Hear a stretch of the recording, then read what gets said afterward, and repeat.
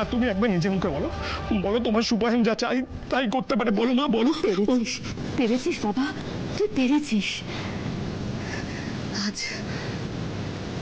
আজ তোর বাবার যন্ত্রণা কিছুটা হলেও লাঘব হলো, কিন্তু এখানে সব শেষ নয় সুপায়ন, অনেক রাস্তা এখনো বাকি। তুই জানিস তো শত্রুর শেষ রাখতে নেই, সবে তো মাত্র 2 জন গেছে, এখন অনেক বাকি। লাহিড়ী বাড়ির সবাই খুব কষ্টে আছে, কিন্তু আমাদের মতন কেউ ধ্বংস হয়ে যায়নি, কেউ শেষ হয়ে যায়নি আমাদের মতন। হবে মা, শেষ হবে। এই লাহিড়ী পরিবারকে আমি শ্মশানে পরিণত করব। হ্যাঁ, আর যতদিন না সেটা হচ্ছে ততদিন আমাদের মুক্তি নেই। সুপায়ন, যতদিন না তুই প্রতিশোধ নিতে পারবি ততদিন তুই স্বস্তির নিঃশ্বাস ফেলবি না। খাওয়া ঘুম সব বন্ধ করে দে, শুধু প্রতিশোধ চাই, আমাদের প্রতিশোধ। তবেই তোর বাবার আত্মার শান্তি হবে। তাই হবে মা, প্রতিশোধ। এই লাহিড়ী বাড়িকে আমি শ্মশানে পরিণত করব, তারপরে আমি স্বস্তির নিঃশ্বাস নেব। প্রতিশোধ। কি করছিলেন আপনি? ঠাম্মির মুখের সামনে বালিশ ধরে দাঁড়িয়েছিলেন কেন? আপনি কি করছিলেন? কে?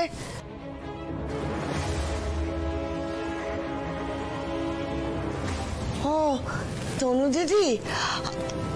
ও মা, এই সময় এই মেয়ে এখানে কি তোরা এখানে কি করছিস রে? আসলে আপনি ঠিক মতন শুয়েছিলেন কিনা সেটা দেখতে এসেছিলাম। এসে দেখি বালিশটা নিচে পড়ে আছে, সেটাই ঠিক করে রাখতে গেলাম। সেই সময় আপনার নাত বউ এসে এমন কড়া চোখে আমার দিকে তাকালো আর এমন চোখা চোখা কথা বললো যে আমি ঘাবড়ে গেছিলাম। সে কি রে দিদি, হ্যাঁ ব্যাপার কি? কি আর ব্যাপার, ও বোধহয় ভাবলো যে আমি বালিশ চাপা দিয়ে আপনাকে মেরে ফেলবো, তাই না? না না, আসলে এত অন্ধকার ছিল, আমি ভাবলাম। অন্ধকার ছিল তো কি হয়েছে ভাই? তাই বলে তুমি বুঝি এরকম ভাবতে পারো কোনো মানুষকে? ঠাম্মি ঠিকই বলেছে, আমি তো আসলে ঘুম চোখে ছিলাম, তাই কি দেখে ফেলেছি। আসলে ফোনে আমি একটা থ্রিলার সিনেমা দেখছিলাম, তারপরেই এখানে সেরকম অন্ধকারে আপনাকে দাঁড়িয়ে থাকতে দেখে মানে আমার মাথাটা একদম কাজ। তা তুমি ভূতের ছবি দেখলে বুঝি ভাববে আমি এবাড়ির সবাইকে মেরে ভূত বানিয়ে দিয়েছি? না না, এখানে যখন কেউ আমাকে বিশ্বাসই করে না তখন এ বাড়িতে আমার কিছুতেই থাকা হবে না। দাঁড়ান, শুনুন, আমার কথা এভাবে রাগ করবেন না। আপনি এরকম রাগ করে চলে গেলে হয়। আমি ভুল করেছি, আমি ভুল বুঝেছি, কিন্তু আপনি ঠাম্মিকে ভালো জেঠিকে এত সুন্দর করে যত্ন করে রেখেছেন, এভাবে চলে যাবেন না। ঠিক আছে, মনটা খুব খারাপ হয়ে গেছিল জানো তো, কিন্তু তুমি এমনভাবে বলছো। ঠিক আছে, তুমি যাও, আমি এখানে ঠাম্মিকে দেখছি, এখানেই শুয়ে পড়বো। এই দেখো ঠাম্মি, আবার আমার কাছে থাকার কি আছে বলো তো? না না, আমি ঠিক ঘুমিয়ে পড়বো, তুমি কোনো চিন্তা করো না। তোমরা যে যার ঘরে গিয়ে শুয়ে পড়ো, কেমন? মোটেই না, আমি আজকে এখানে মেঝেতে বিছানা করে শোবো। বালিশ পড়েছে, এরপর যদি অন্য কিছু হয়। আমি আছি। ঘটনার দিনের সকালের ফুটেজ সেটা? হ্যাঁ বাবা, ওই দিন সকাল থেকেই সব শুরু হয়েছে। সুপায়নকে যেন দেখা না যায়, ওকে দেখা গেলেই তো সব শেষ। ও মাই গড।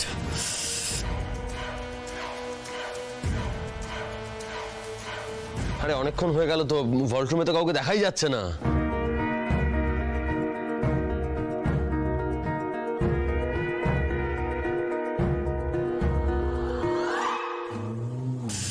সুপায়ন কোথায় তুমি? বুঝতেও পারছো না কত বড় বিপদ তোমার সাথে আমারও।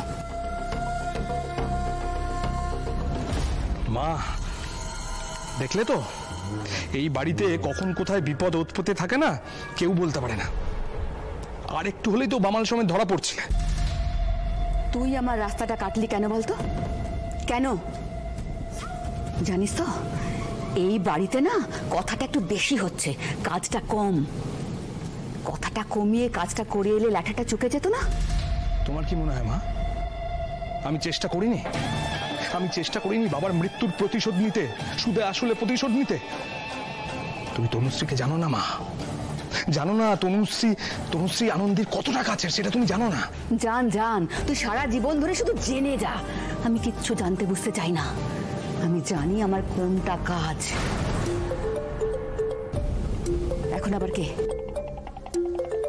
নন্দিনী ম্যাডাম, উনি তো সুখবরটা দিয়ে দিলেন, এখন আবার কেন ফোন করছেন? হ্যালো সুপান মন দিয়ে শোনো, আমি ওদের না ভল্ট রুমের সিসিটিভি ফুটেজ দিতে বাধ্য হয়েছি। আমি দিতে চাইনি, কেন দিতে চাইবো? ওরা এমন ভাবে প্রেশার ক্রিয়েট করলো, আমাকে বাধ্য করলো। ট্রাস্ট মি, আমার হাতে আর কোনো অপশনই ছিল না। ম্যাডাম, আমি যদি ফাঁসি না, আপনাকে নিয়ে কিন্তু ফাঁসবো, এটা ভুলে যাবেন না। এই তো পেয়েছি।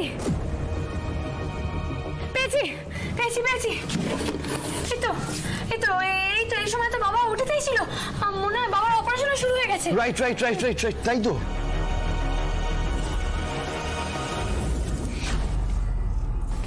এই নার্সটা, আচ্ছা এই নার্সটার ডিটেলস কি?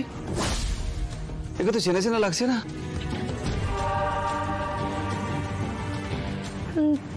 দেখুন বাবা, আমিও তো ডিউটি করেছি, কিন্তু ওনাকে তো কোনোদিন দেখিনি।